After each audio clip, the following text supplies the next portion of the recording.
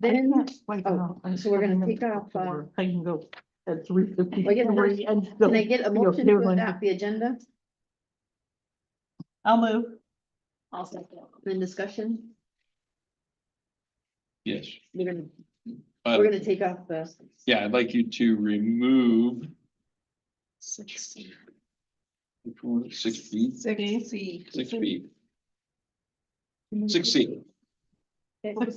What was the number again, please? 6C. Yeah, remove 6C, approval of 6B. 5-year contract with RTI.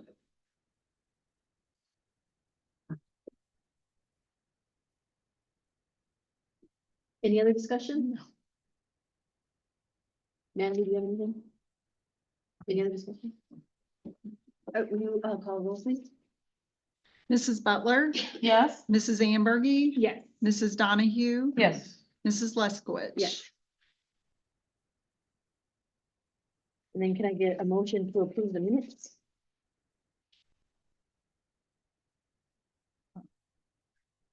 From the 30th of June meeting? I'll move. I'll second. Any discussion? We take roll, please? Mrs. Butler, Yes. Mrs. Ambergy, Yes. Mrs. Donahue, Yes. Mrs. Leskowitz. Yes. And then the superintendent's report? Okay, two things. One, actually hot off the press. We got today from OFCC, our certification of conditional approval. Yeah. Hmm.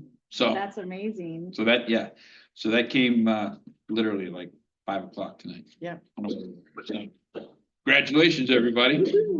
We're building this. So that- Yeah. Yeah, So- there'll be, so on the 14th, there'll be a project team meeting from OFCC.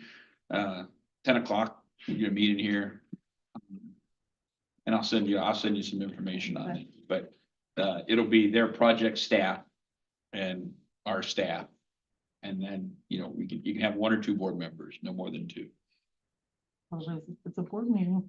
Yeah, if you can more than 2, it's a board meeting, but yeah, I mean, that's a problem, but that's a requirement as well. So, that'll be, August 14th, we confirmed that tonight too, so that'll be at 10 o'clock here in the media center. But like I said, we've got our certificate of conditional approval, so now what'll happen is, you'll start to get the, selection architect process and everything, which OFCC drives, we don't. But I mean, you have a say so in it, obviously, and a big one, but, we'll get all that started. Then it'll move pretty quick. Mhm.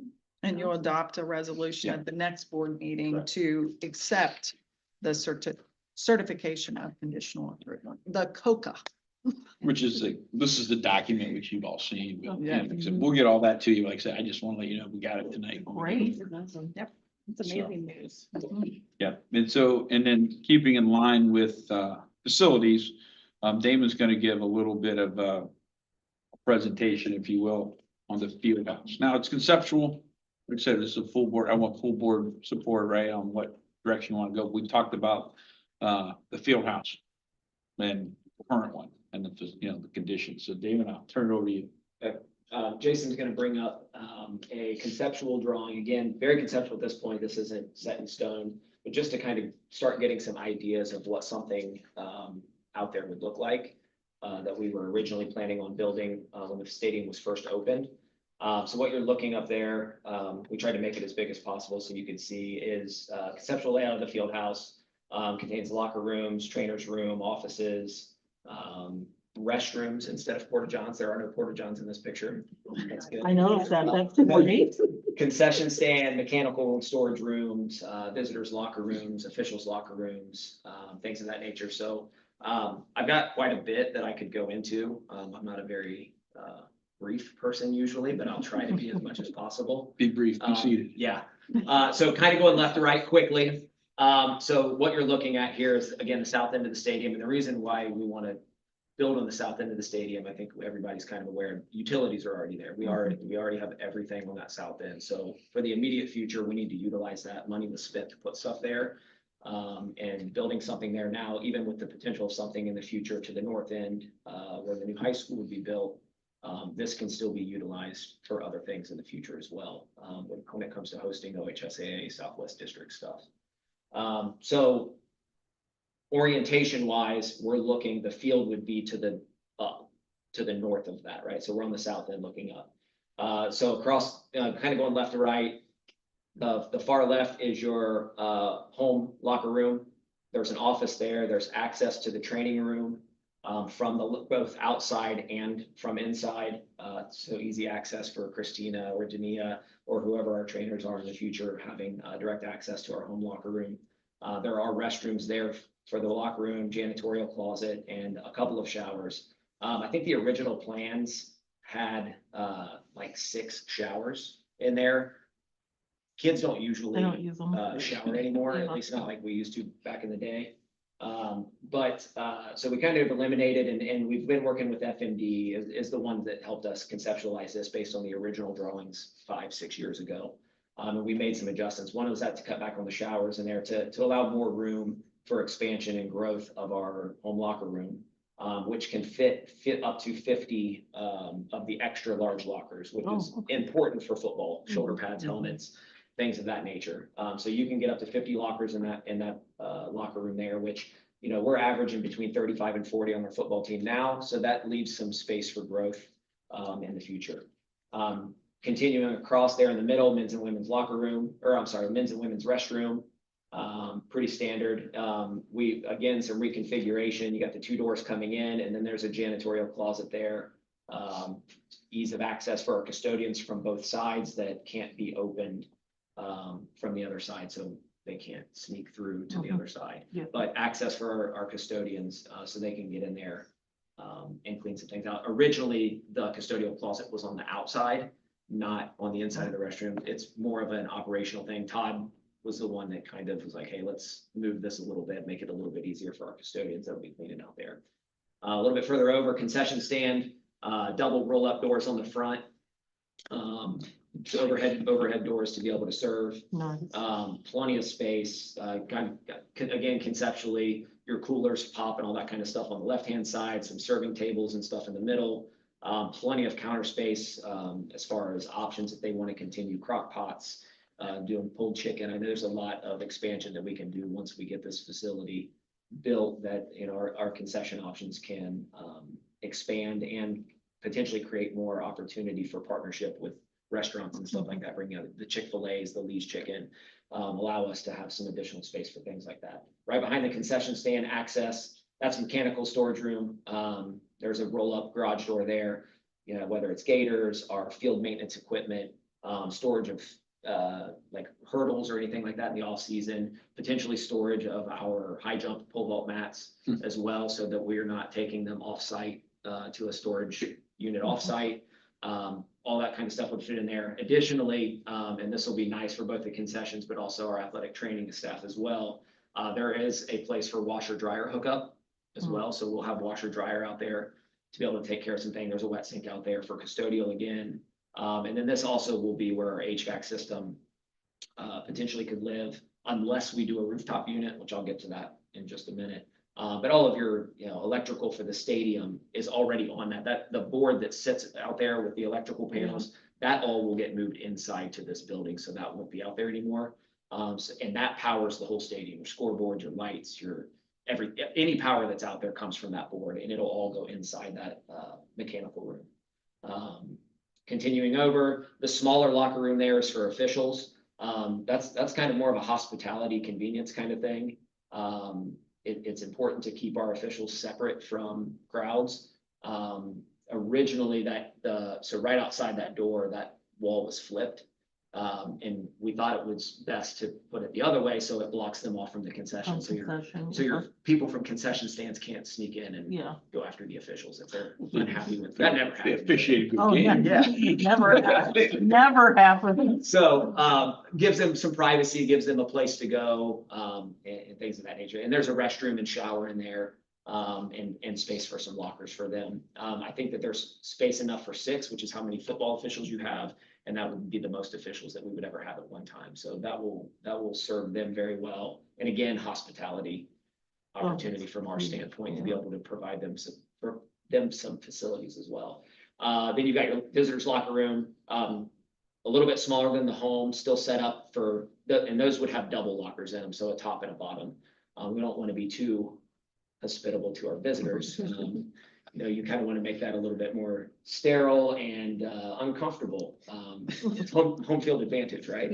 So there is restrooms and showers in there as well, janitor's closet, and then you also have on the far right, there's a door there that comes out into that would be for emergency access or emergency exit stuff, fire code and whatnot. So that's kind of a general conceptual layout of it. As far as the construction of it, this is FMD from a financial standpoint. It's actually cheaper to do a block building versus it's cheaper from a construction standpoint. You're not doing two different, you're not putting up external wall. You do your stick, then you put up your siding or the I'm blanking right now. Insulated. But yeah, well, you got your insulation and all that kind of stuff. And then you do a block wall. It's you bring one person out, single block wall all the way around, internal and external. And then from an aesthetic standpoint, single slope roof, which helps with drainage. The taller side would be on the stadium side. So, and the other part of that is you have no gutters on the front. So you have no gutter systems or anything like that on the front where most people are going to be. Right. That slanted roof goes to the back, gutter system off the back, and the water runs down into the creek right behind us. And then with that single slant roof, it is possible from an aesthetic standpoint, you can do a rooftop unit for your HVAC system as well. Zooming out a little bit, you'll see originally the design was to have the ticket booth attached to the end. But looking at the site and flow of traffic and the way things are going, they suggested putting the ticket booth underneath the archway that we currently have there. So that necessarily, they're walking up to that archway, buying their ticket, and then going out on the outside of those columns to go through into the stadium. So it opens up that courtyard area to be able to do some neat, designs on the building, some different stuff, maybe painful pavers, whatever we decide to do on the entryway, but turn it into more of a pavilion where people could gather and stuff before a game. Putting the ticket booth off to the side from an egress standpoint, on the side of the building, it just kind of, people could still sneak through, not buying a ticket. It just made sense to put it there as opposed to on the side of the building from that standpoint. And then we still have that single gate on the right-hand side, but then on the left-hand side, that's your double gates are moving over as opposed to being right in the middle where they currently are. And then if he scrolls down a little bit, one of the other challenges that we've had is from a parking standpoint, entry standpoint, we have that north gate. The plans involve putting in a smaller two-person, the ticket gate at the front would be a 3-window, so we can still have our 3.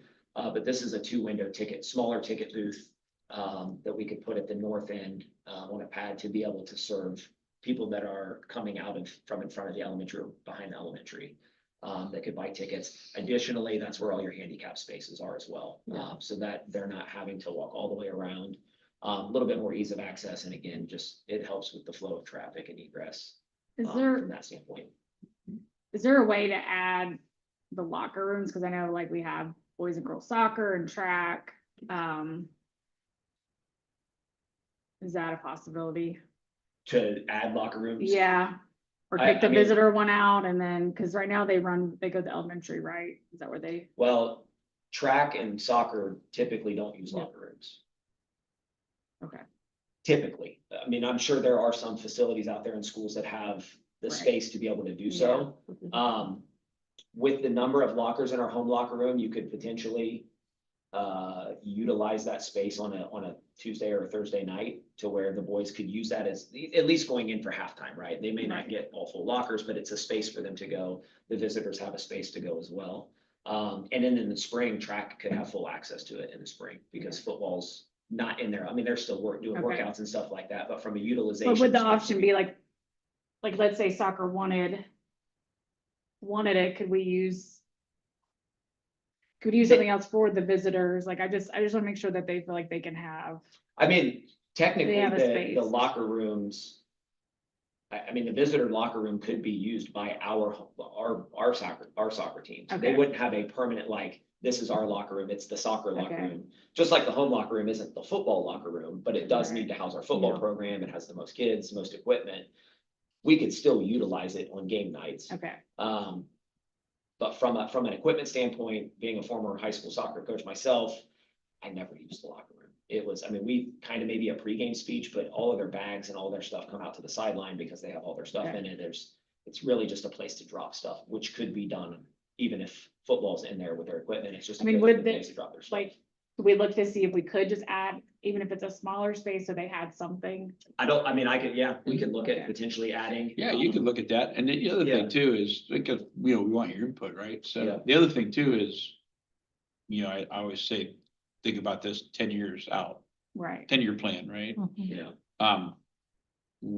What's year one, year two, and phase that in, because, everything costs money. Takes time to build, but I think we have an existing field house, so we're gonna make it to where we can use it. The Right. concession stand, locker rooms, and then, wherever the new high school would go, there would be down the road, I would presume be a larger field house. Right. right. Which we would have classrooms and whatnot in, so we get to co-share some of that. Then this one we're talking about would become visitors. I mean, that would alleviate all the Yeah. things that, Right. so yeah, I mean, like I said, this is it's a long-term process. But, the important parts now though, because, like I said, after doing these many times in my career, you don't want to build something, have to tear it down, put something else up. Yeah. And the other thing to keep in mind is where the football team currently is, that's not going away. Okay. That's gonna. So that remain. will stay So there. it could potentially be, that's going to stay there. Whether it gets turned into a film room, what's that? They laid the pad and everything. Pads down, the unit is out there, That's a- hopefully. another space. That'd be another space to use. It's gonna be Okay, air that's awesome. conditioned. It's almost done, maybe the end of this week, potentially, good. early next week, it should be complete. But the unit is sitting out there. But yeah, that space could be reutilized for soccer, and then the girls could use the visitors locker room as their home locker room. So like maybe Soccer. when they have like, maybe when Chase has his fall or maybe his coaches meeting, like. You think you could ask maybe. Mhm. I mean, I know Clute does cross country, but is it Correct. Broomball that does the girl, like maybe, I don't know, maybe you could just see like, what are your wants? Yeah. I don't know if we can do it, but at least that way, like, we're hearing what they're saying, Well, the other Space sport that wise. has a lot of kids in it, when you consider like numbers of kids participating, is track. I mean, There's a lot of kids. And in the spring, both of those locker rooms aren't getting used to full capacity like they Okay. do get used in the fall. Track 100% could use both locker rooms, but you'd have a girls Yeah. locker room and a boys locker room for utilization.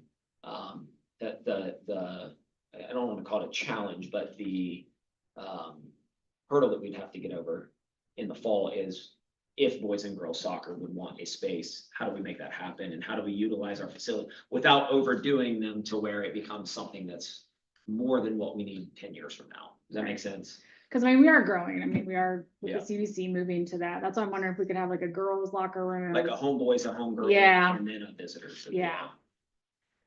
I mean, we can always use the Yeah. space. Like if anything, there's always equipment. I mean, track has. Well, in that south end, it could be challenging to find enough space on that south end to even add on.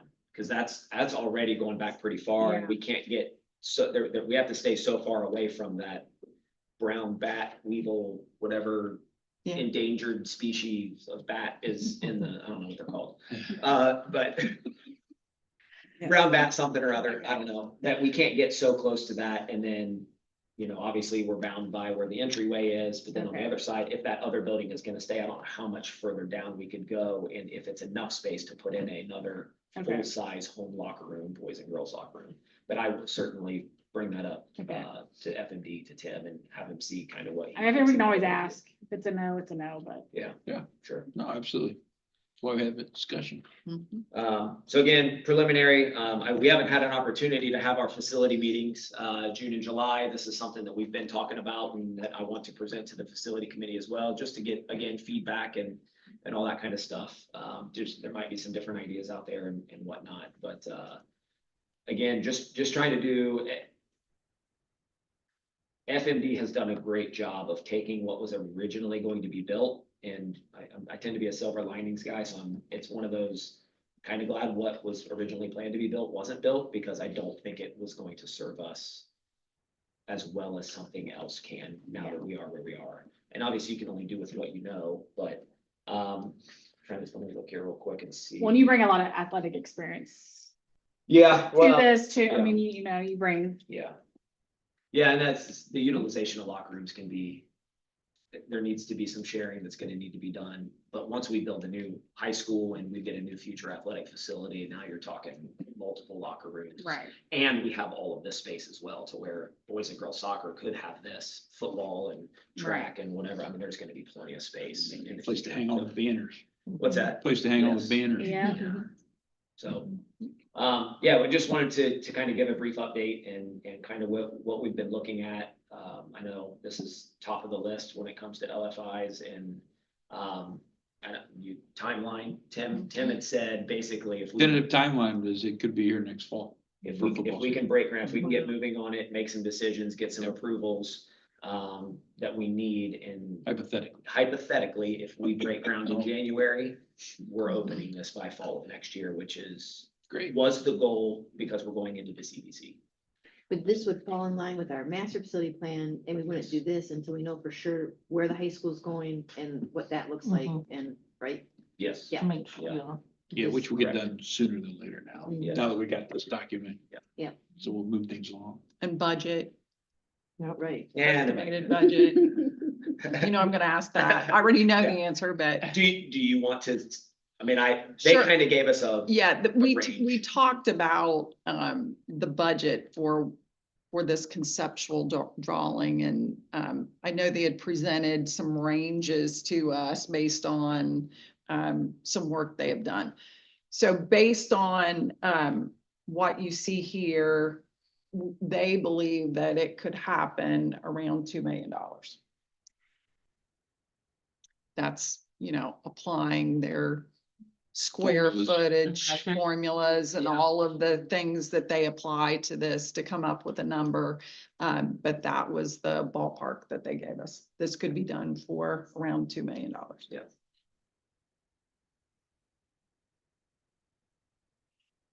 Any I questions? know construction costs them. I know everything's just, yeah. Yeah, nothing Wait till we cheap. wait till we talk about bleachers. Yeah. And that's just, that's still that. Yeah. That's for another day. That's for a definite. For another day. Just this. Let's end on that, let's end on an up note. Any questions? About anything? We answered them all. We had a couple down We're there. excited, Yeah, get her done. It's an exciting time. it is. It'll be fun. I'm excited to have a bathroom. out Yeah, there. yes, Yeah. yeah. Yeah, I think it's a really great concept. Yeah, I haven't afforded, I'm gonna be excited to go to the bathroom and not, you know, or go get food and not have a porta potty right next to it. All good stuff. Yeah. Okay, Thanks, Dan. appreciate it. Thank Thank you. you. very much. Yeah. You did a great job. Thank you.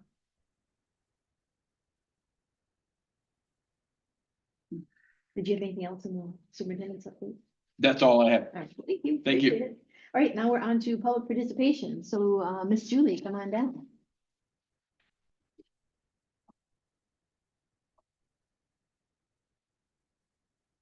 Hello, board. Good evening. Julie Reese, citizen. Thank you for allowing me to speak. I just got a couple things tonight. I wasn't gonna speak, but just, as always, request that the executive sessions be at the end if possible. I know there's reasons when they can't be, but just want to, just want to say that. Yep. I would like to thank Jenny for the attention to detail and the new hires, replacements, assuming you did it. Well, I brought the format.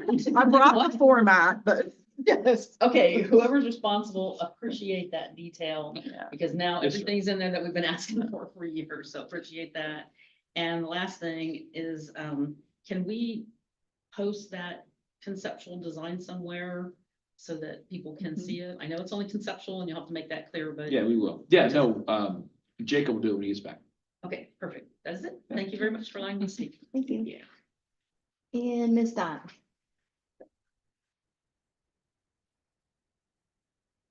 To that point too, before you go down, we're gonna have a place on the website, so people are listening, we're gonna have a place on the website where people can ask questions. Like, it'll be interesting, so that'll be on there, but there'll be a place to get feedback and things. So I guess I would just ask when then, because it would be nice, like, even if you. We'll just get that posted, attach it to we'll the get that agenda posted or next something. week. We'll get this posted next week, but I'm saying as the project goes on, Yeah, there'll yeah, be a yeah. place to see. It's up It's to just you. nice when you present things here, if we could print them out, because some of us can't see the details. Yeah, we'll get that up on next this. week. Thank Sorry, you. Donna. Go ahead. Donna Hughes, 9360 South Man Road. Again, thank you guys for letting me talk. I have 4 items. One is I'm very excited about. There was a proclamation 3288 by President Dwight Eisenhower designating Citizenship Day and Constitution Week. And he proclaimed that on April the 25th, 1959. Congress proposed it in 52 and also 56, but it became official as a proclamation that all places should be discussing the Constitution, workplaces, school places, and I think if Bethel will do this, we would probably be the first in the state and maybe first in the nation, because no one does that. I have access to people who have flags of the different era that United States was covered from colonies. That I have people that can talk. I think we should order constitutions and give them all out to people.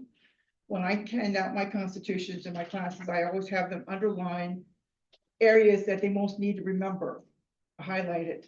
That way they can quickly get back to it if they have a resource. Like, what is Article 1, Section 8 list 18 things that the federal government can do. Department of Education is not one of them. Federal Department is not one of them. True. Okay, so, because I want to make that appointment with you probably before the fair, because a lot of people are already teaching different schools, so you don't have to wait on them to be certified or whatever. So, one was a guy who was at Wayne. The second thing is, who do I formally request all the levies that I pay, and when did they get on, and when did they expire, or when they don't expire? Good timing. Good Got The the timing. timing document is here. gonna be, it's part of, I'm doing the presentation and it's attached to the agenda. I knew that. Really. The third thing is that I would like to have the ability to speak before, like I am doing now, and also at the end, if I choose to. And number 4 is I would like to agree with Julie. Please try to have your executive meetings, because my time is so special. Yep. I gotta get back to We typically NCIS. will, but we have something to do. Yeah, I know, but I have to watch NCIS. I understand. Okay, thank you very much. Thanks, Donna. Thank you. I think that was it. That was all we had for that. So now can I get a motion to approve the superintendent's consent agenda minus section C? I'll make a motion. I'll second. Any discussion? We take roll, please? Mrs. Ambergy? Yes. Mrs. Donahue? Yes. Mrs. Butler? Yes. Mrs. Leskowitz? Yes. Can I get a motion to approve the personnel consent agenda? I'll move. I'll second. Any discussion? We take roll, please? Mrs. Butler? Yes. Mrs. Donahue? Yes. Mrs. Ambergy? Yes. Mrs. Leskowitz? Yes.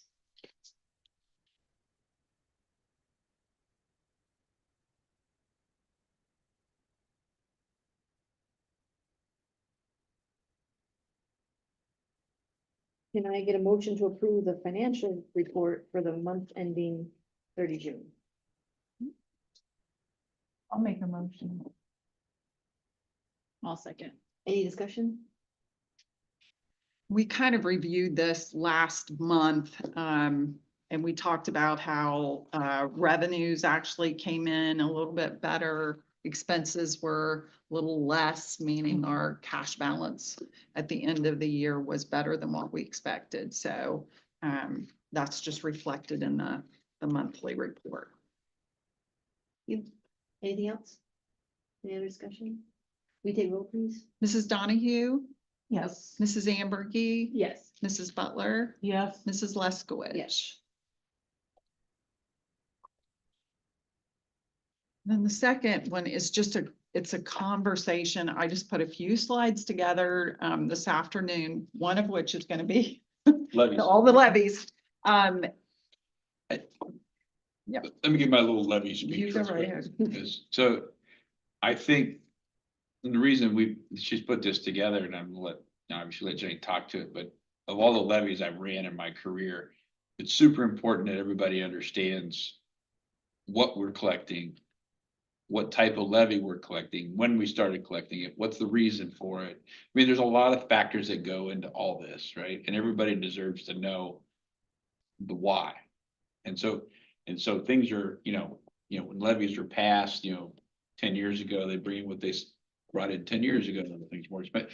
There's a lot of different things that are in these levies, whether they're continuing or, permanent, all the PI levies, all the different levies that are here. And I think sometimes people don't realize, like I was in one district, we had levy, it was a levy cycle was set up years ago that basically every year there was a levy. All right, and that causes fatigue, Yeah. voter fatigue, I call it, right? I mean, we don't have that here, but I do think, like, when I talk to people about levies that you're gonna see here, they're not, oh, I didn't know about that one. Or, oh, I didn't know. So I just want, the last thing I want anybody to think here or anywhere is that, you'll never see me try to run a levy campaign quietly. You need to know what's going on. And if you want to vote for it, you vote for it, right? If we're doing a good job, I always think voting is an emotional response. So if you believe in what's going on here, typically you vote for it. But I think it's important to understand that. And like I said, it's important to get ahead of this because we've got a lot of things going on in the next decade. And some things cost money. So, and I think we've shown we've done a nice job with the finances. But you've got a very exciting time ahead of you in the next decade. So that's my levy speech when it starts to campaigning for levies. Not that I'm allowed to campaign for levies, but I will give You're informational. not. You're not. We talk to the facts. Yes, Mhm. informational. Mhm.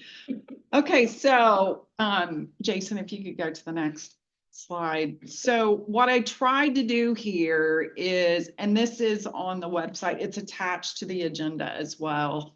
I tried to put together like what exists currently and to break it up by current expense. We do have one bond issue that we're collecting, and then we have permanent improvement funds that we are collecting through taxes as well. So let's start with current expenses.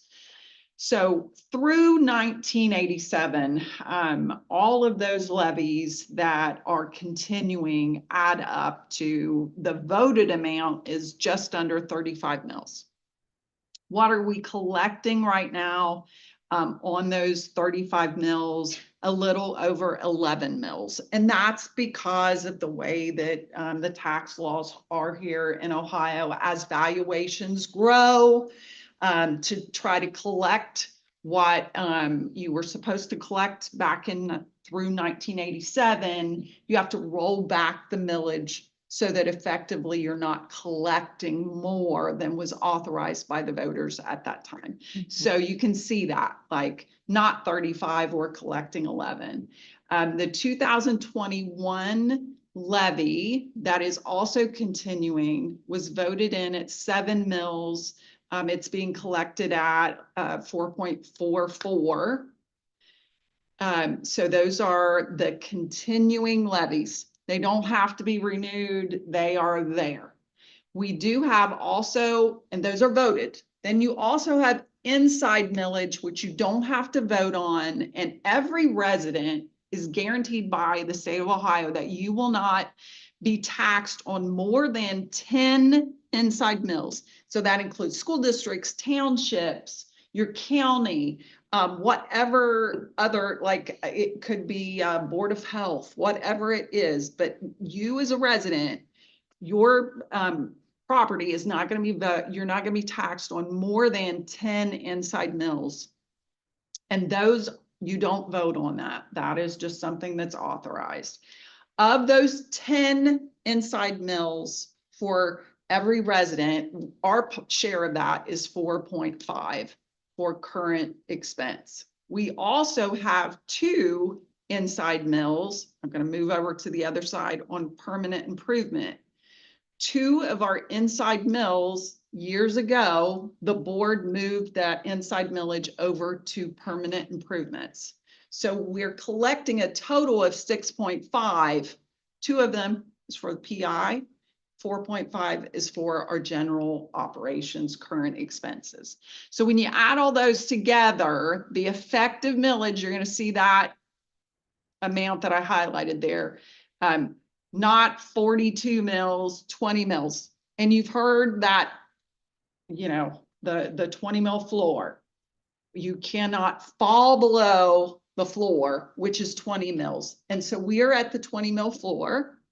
And that shows you how that is made up. It's the inside mills and it's those continuing levies.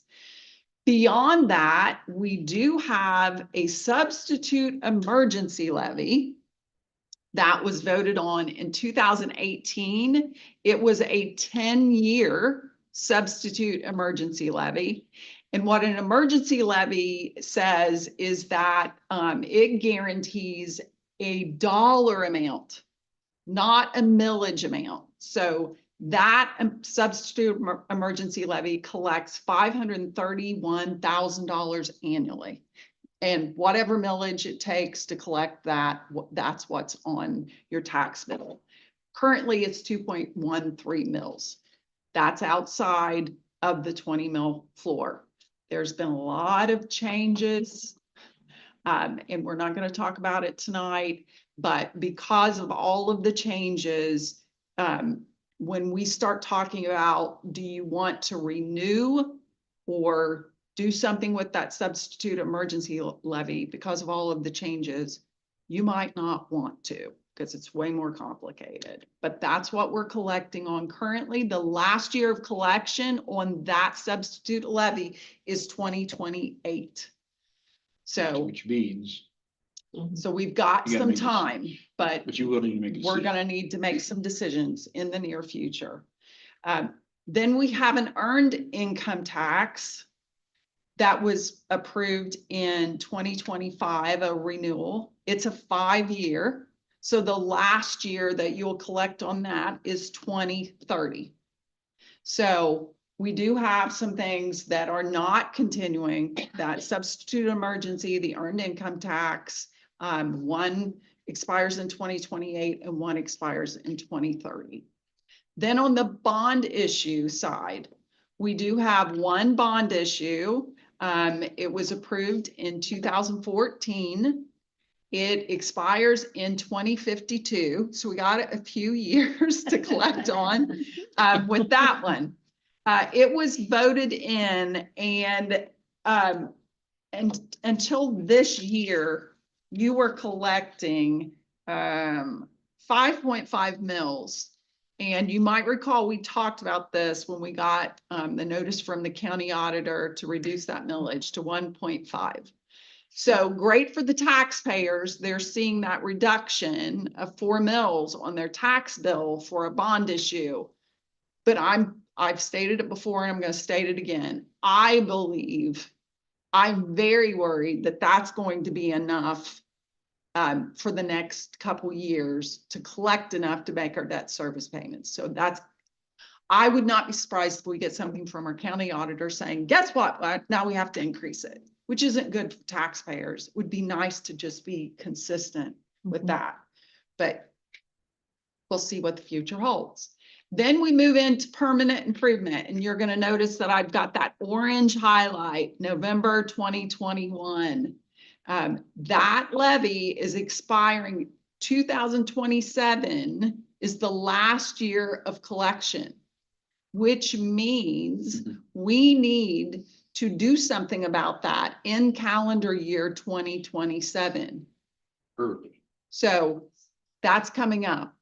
We're in calendar year 2026 right now.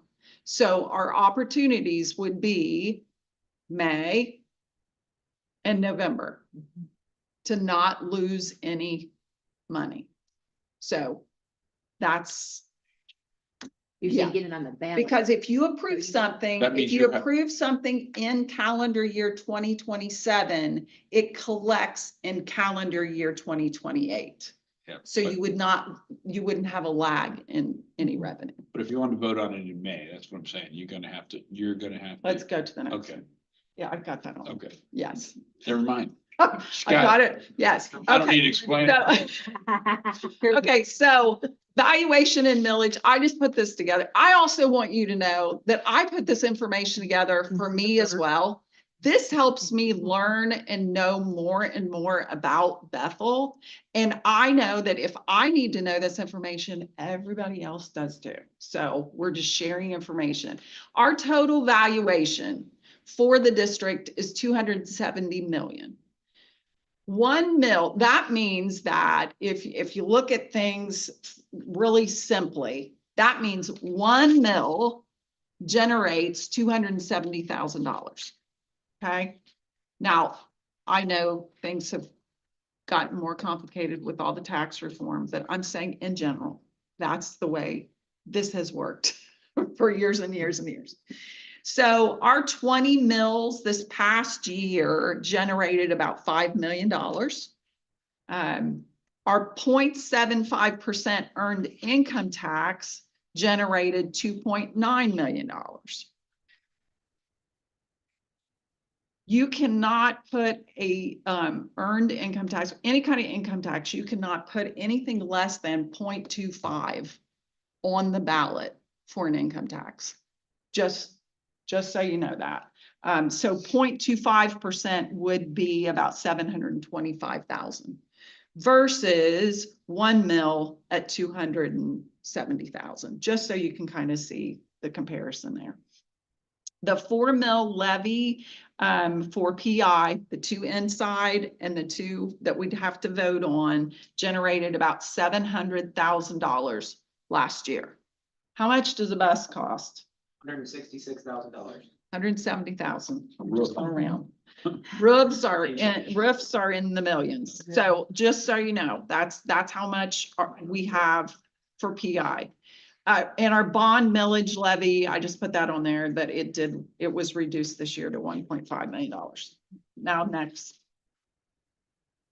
we're going to talk about next steps. Now the next steps, number one, we have got to determine what are the PI needs. Before we start talking about, we just need to put the renewal on there. What the heck are our needs first? Which means we've got to do some work, bring forward to you at least a 5-year capital needs plan. A lot of it's done. I mean, We've got a lot of that. a lot of it's done. We worked with Four Seasons last year. They came out and walked through and looked at every inch of our buildings, toured it with Todd and Damon, and looked at all the roofs. The parking, all of the maintenance type of things that we would need. So we've got a good start on what that would look like. Then we've been talking about our LFIs. You know, what does that look like? What's our priority list there? $500,000 maintenance with all of this. Remember, doing this high school project, we also have to take $500,000 from the inside millage now, set it aside for our maintenance requirements. So that's part of this puzzle as well. So once we determine the needs, then we've got to talk about what are our options. We could renew. It generates $350,000 annually. Do we look at something different than the renewal? A different type of real estate tax? Or do we look at, do we put another earned income tax out there that's would be different than, I don't know, people hate property taxes right now. There's a big thing. So I don't know. We should review all of those options and figure out what's best for us. And then we talk about that timeline. Filing deadlines. Filing deadlines. And so May is our first shot at it. And so if we've got to get all of this done and figure this out, and by January, we've got to have this finalized, because it is a ballot issue, no matter what. Even if the option is just to renew what's in place now, it's still a ballot option. So we've got a lot of work to do, and January will be here before we know it.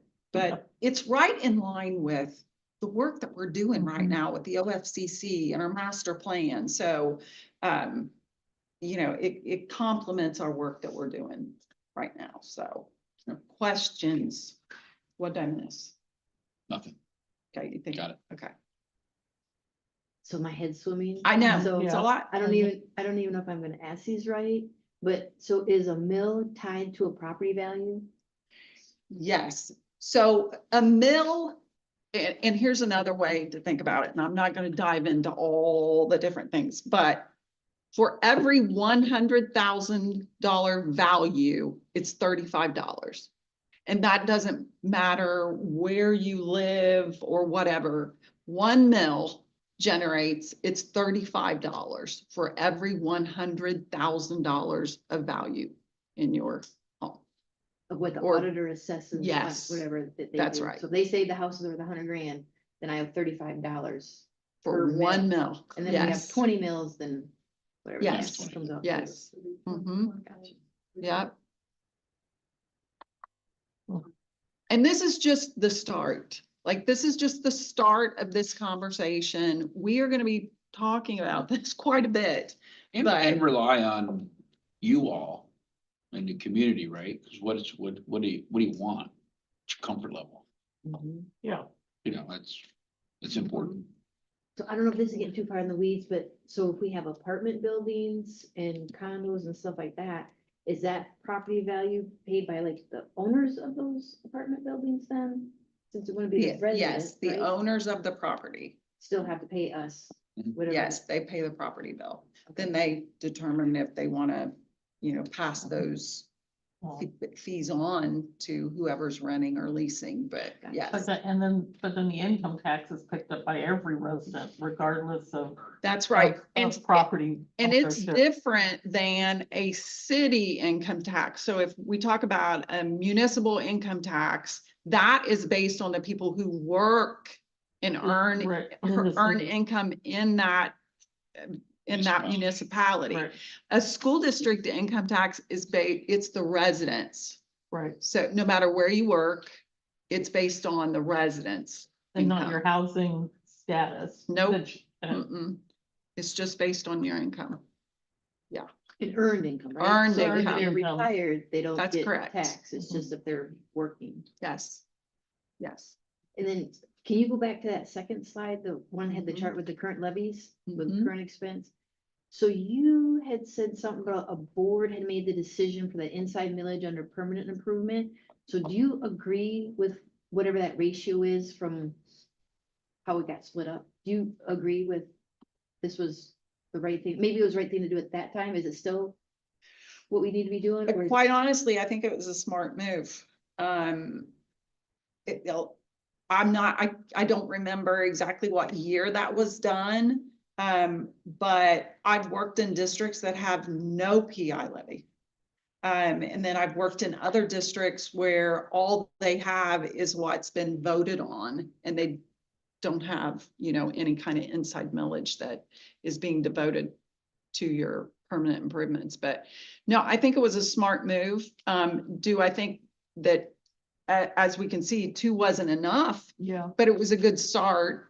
And it started building that foundation to make sure you're investing in your facilities.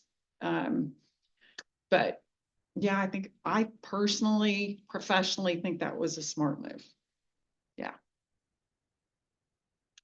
So you said we had some decisions made in January. So will you bring to us a list of all of our requirements Mhm. over a 5 or 10-year timeframe, I guess? Yeah, so what we'll bring forward to you, with Damon, leading that is we're gonna have a capital plan that really we have the skeletons of already. And it'll look something like this every year, and it'll show, here's how much we need to spend in roofs. Here's how much we need to spend for paving, HVAC, and on and on and on, security. Bus rotation. Items, Yeah, bus buses. rotation. So all of that will be, targeted out so that you can see it. You You can can see plan. what year, Mhm. and then we'll ask you to approve that. Because we didn't have that. No, we didn't. And I think Bob started on We something started on like it. that. We But did. then we brought in Four Seasons last year because they're the professionals. They do Yeah. this work. So we had them come in, And they gave us a really, really thick report showing what they believe, when we'll need to replace what, with a budgeted amount. And so it's a thorough process that we're putting together, so.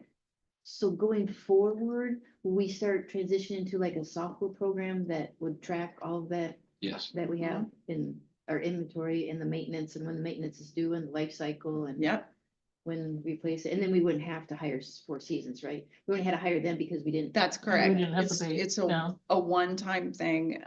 I've also worked with another company, which we're evaluating, but what it does is it takes that 5-year plan and it puts it into, a very nice, looking product plan that would be out there on the website so that people could see it, they could view it, it's interactive. It would be a living, breathing document too, where we can update it as we go.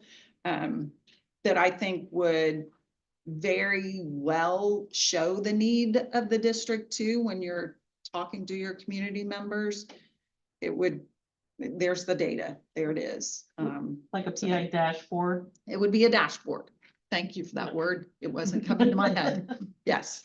Mm-hmm.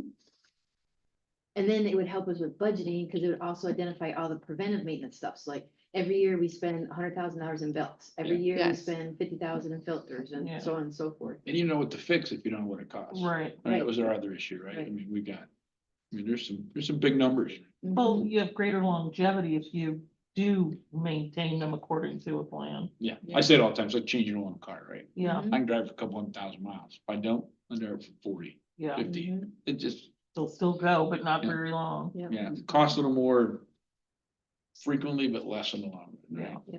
right? So do we have that software yet? Or are we still No. going down that path? We will.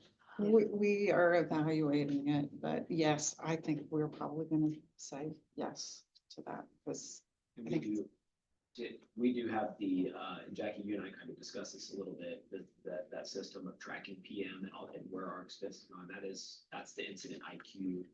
that yeah, we do Oh, have you that. have incident that IQ, okay. We're getting ready to start, utilize, I mean, Tech's already been using it a lot, the facility side of it, it's, we're still adding some things to it, but that system will help us track, starting now moving forward, so that we can look back 5 years from now and say, here's how much we've spent on all of our building on the things. And even projecting forward then Yeah. too, Yes, to yeah. Right. to anticipate. But that's right in place, but you're saying there's. This would more- be the This is- dashboard. This is more of the forward facing, Mhm. showing the need, the plan, the big strategic Yes. plan, if you will, for capital project. Mhm. A lot of good things going on here. Well, there Super there exciting. are, and- Yeah, yeah. moving forward in many good ways. but no Well, decisions This is one of the most tonight. exciting districts in the state. You I better mean, got a lot believe going it. on here. Good stuff. Mhm. So we're trying to figure out how to keep doors open. We're trying to open them. That's right. We're building new ones. So it would be the January meeting that we would make the decision. So That would be the final, so, I mean, December, we would look at. probably November, December board meetings, we would be asking for the first approval, but Yes. next presentation, I'll probably step through, like, here's exactly the approvals, like you need a What our resolution. timeline is. Yes, and all those timelines, so I could spell it out a little bit better. It's usually I say 3 months. They're like 90 Yeah. days. I mean, they're Yeah. depending which one it is, they're Yeah, different. 90 or 100, yeah. Well, thank you for putting all that together. Yeah. I'm Sure. My head's still Yeah. swimming, but Well, It's- yes, it's in the shadow it's a now. lot. It's a lot. It's good to see it this It's way. nice to, Yes, I'm a picture person. I'm a Very visual nicely person. spelled out. yeah. Yeah. Even we can understand it. Good, I'm hoping, and, and I would like to say I put Donna up to saying, I would like That's to a great see this segue. Don't tell, information. don't tell anybody, that's, we won't tell anybody. Yeah. Good job, Don. Thank Okay. you. So we're good there. Any other questions, concern? Next we have the BEA update. Hi. Our members are enjoying the last few weeks of summer break. School's gonna be here before we know it, so we're looking forward to meeting our new hires and getting to know them and welcoming them into our Bethel family. And looking forward to meeting our students for the year and starting off fresh. Yep. Good, exciting times. Thank you. Yes, thank you. Thank you. Thank you so much. Enjoy what's left. Yeah. Facilities committee update?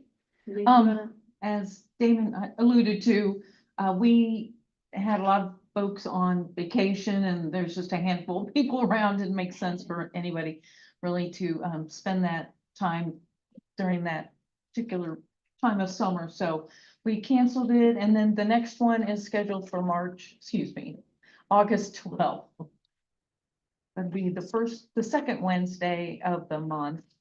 And it'll be here in this room at 6 p.m. So that's the plan for now.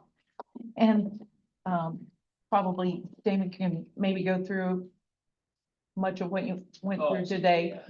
Yeah, I'll take back to what you guys talked about and some of the questions you had about potential changes and have Tim try to come up with something, another option conceptual. This is, possibilities, and I'll have that for that meeting, which will proceed, and then we can share it again at the next board meeting as well. That's perfect. Thank you very much. Yeah. Yeah, appreciate that. Hopefully we can have that meeting. Yeah. And then the next one is just a quick update on the Miami Valley CTC. The juniors start August 10th. And then the seniors start the next day on the 11th. And school begins at 8:05 in the morning and wraps up at 2:30 then in the afternoon. And they ask if you drive, don't show up before 7:30. So, and they have a lot of good information, too much for me to summarize, but they have a lot of good information on their website. So if anybody needs any additional information, please Google that and you will find it and you'll have it handy. Thank you. But that's all I had. And I think scheduled pickup is the 3rd or the 5th, whatever next Oh, Monday is. Yeah, I think I saw that. Yeah, I think really, if you think about it, that's next week, so. I know. So, yeah. It's coming. Yeah, it's August. August is here. Next week. Yeah. Indeed. So you're ready for the next week. Thank you. All right, can I get a motion to adjourn the meeting? I'll move. I'll second. You take roll, please? Mrs. Butler, Yes? Mrs. Ambergy. Yes. Mrs. Donahue. Yes. Mrs. Leskowitz. Yes.